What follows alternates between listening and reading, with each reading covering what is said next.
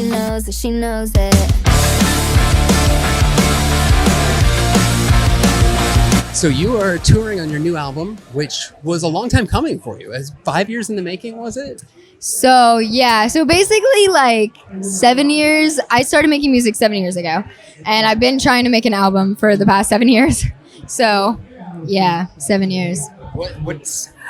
What goes through your head during that time when you really want to get this out, really want to get it done? Does that get frustrating, kind of that wait for it?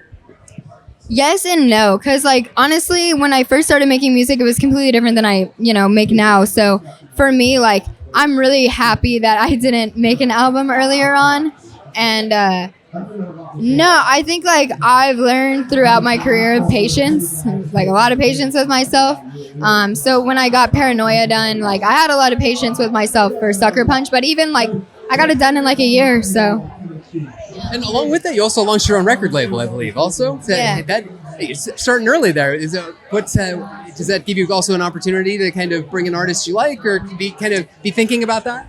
Yes and no. I've been thinking about it. Like I definitely look at other artists and stuff. I don't think I'm gonna sign anyone or do any of that yet, but it's just nice to have my own label, even just for myself. Like I'm my own boss, and I'm with the distribution, but it's really me, like putting everything together, like finding people I want to work with and finding all the stuff I need to like do what I do, which has been hard, but like super rewarding just to know that like I really am the person who's doing it for myself. Speaking of people you want to work with, you really lucked out there with Sleeping with Sirens featured on one of your songs. How did that, your debut album, you're working with one of your heroes, how did that come together? So I talked to Kellen a couple of times, and we, DM'd back and forth and whatever, and like we were cool. And so I was like, you know what, I'm gonna DM him. I really like this song I just made, and I feel like his voice would sound perfect on it. So I was like, yeah, we're cool. Like I'll DM him. So I DM'd him and I asked if he would be down, and he was like, send me the song. Sent him the song, and he was like, I love it. I would love to do it. So crazy. It's history. Literally crazy. Yeah.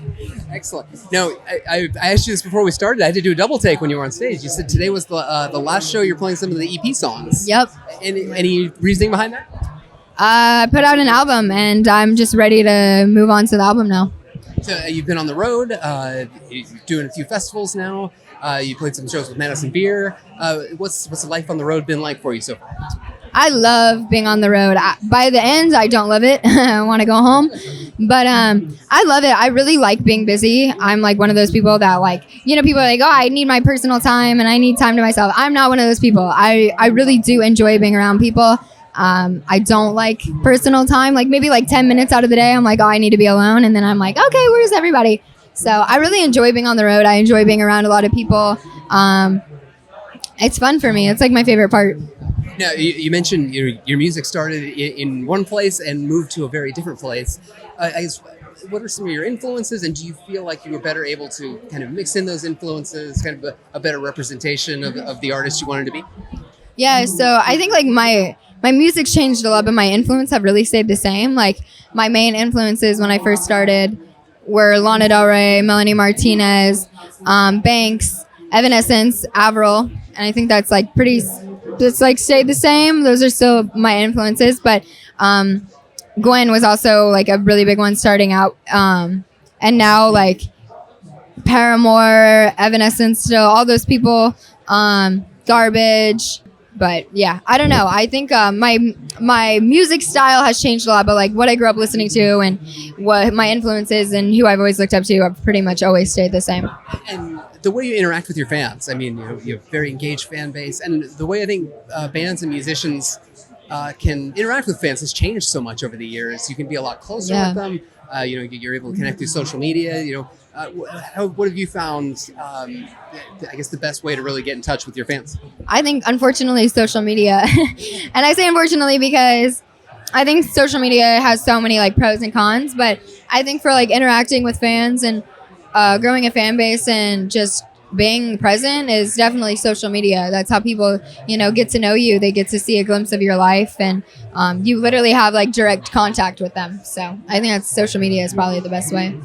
So looking ahead to 2023, are you looking to head back out on the road, do more in the studio? What are your goals for next year? Both. I really want to tour this album So hopefully that. I have a couple of festivals in the UK at the beginning of the year. Not the beginning-ish. And yeah, I really want to tour. But also, yeah, I already started working on my new album, my next album. And yeah, I don't know. I'm all over the place. I like to work. It's sort of an extension of what we talked about before, but dream tour scenario. Is there someone that you say that's an artist, that's a band I want to go on the road with? I really want to go on tour with myself. I really want to headline really bad. There's some artists that like I would like to open up for me, like Teenage Disaster is like a really, I always say him and things, like I love him. His music's really cool. I think everyone should listen to his music. I think he's sick. But I would love to tour with Sick Brain, who's my best friend. We have a bunch of songs together. She's sick. Her music's crazy. She's on tour with Bring Me the Horizon right now, which is crazy. She's doing an arena tour for her first tour, which is crazy. And I think those are like my top two. I think I really want them. I want them. Good luck on the road next year. Thanks for taking a few minutes here at Aftershock. Thank you. No, thank you.